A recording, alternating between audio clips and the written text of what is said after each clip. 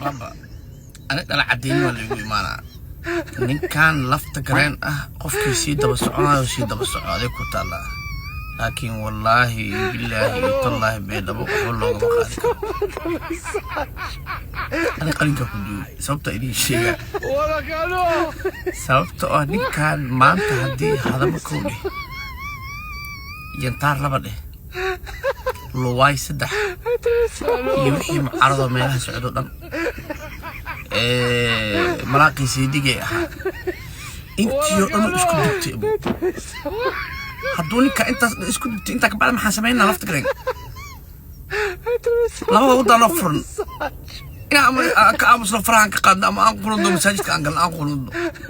نقولون داهي مهبارنا نو ما دعيسو كان واكيلو مهباري كان والله نيكا حفلك بقرقري والعليالو نيكا فراحة قاد سا فيسبوك اوغا قيلين وان نوقني عدو البو واحنا هذا وكلا دارنا ممكن كسو جيستني نعم يا سيدي انا مفاندين اصحابي نيكا اوضاق انا اسكر افران اللوقات هدي مانتا هذا مي الواي ينتار ملاقي سيدي iyo wixii mucaarado socday oo isku daba daatay u dubtay waxaan ku sameynaa marada baydhabo godka naartu ninka ka dhigtay baydhabo godka naartu ka dhigtay ninkan faraha aan ka qaadno salaacan iyo lafta gareen hawshaada wada wadaayo awal bani kula daar sheegay hal ah ya saaxiibo kula daar le اللي ماشي هذا ما كنت جالس له هذا ما نفتكر سداد دبت ما سمينا رواية كنت تأسدين رواية نفس كذا دبت ما سمينا أنت كبعدي أما بويس ابني أقرأ له وذا هوش هذا وضو مقالو أمني قفك قف دلو أبريرا لتوكتو سي emergency اللو توكتو وليبا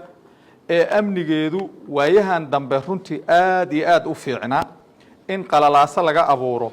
oo dhibaato laga abuuro oo xilli abaaro iyo baahi iyo macluul dadka ay hayso lagu abaabulo oo qarash lagu bixiyo qalalaaso iyo dhimashadooda meeshii noloshooda qarash lagu bixi lahaa dadka dhimashadooda in qarash lagu bixiyo waxaan leenahay dadka ka dambeeyo iimaanka idinka baxay ilaahay baa ka fogaateen xumaan baad ka shaqayseen miraheedana waad gura doontaan qayb ka mid ana hadda waad gurateen runtii magaaladaas waayihii dambaba waxaa lala damacsanaa dhibaato ilaahay si uu ka badbaadiyey marar badan haddana waxaa ilaahay ka rajaynaynaa siduu ilaahay kuwii hore uga badbaadiyey kuwa dambana inuu uga badbaadiyo wixii dadkii wax ku gaareenna ilaahay u booga dhayo runtii guryo qiimo qurxinaya magaalada sidaad aragteen fiidiyoyaasha magaalada waliba iyadoo laamiyadeeda la dhisay oo horumarkeeda laga shaqeynayo ayaa runtii waxaan ku soo beegmeen waad aragteen laami qurux badan muxuu ahaa inta lala soo istaago hub lagu ridaayo magaaladaas burburkeeda cid ay dan ugu jirto ma jirto dadka sideedaba ajandayaal banaanka loo soo adeegsadane marka hore ayagoo indho la'aan ahay dagaalka galaan marka dambana way ka shalaayaan waxaan leenahay dadka walaalaha ee siyaasaddu ay ka gashay iyo damaca uu ka galay inay dadkooda burburiyaan inay magaaladooda burburiyaan maalin aad ka shalaay doontaan waxna ku dheefi maysaan iska daaya magaalada nabadeedii u ogolaada horumarkeedii ilaamiyadeedii inay dhismaan u ogolaada nolol inay ka jirto u ogolaada waxa aad ku wadaan ka joojiya tan kale waxaan leenahay maamulka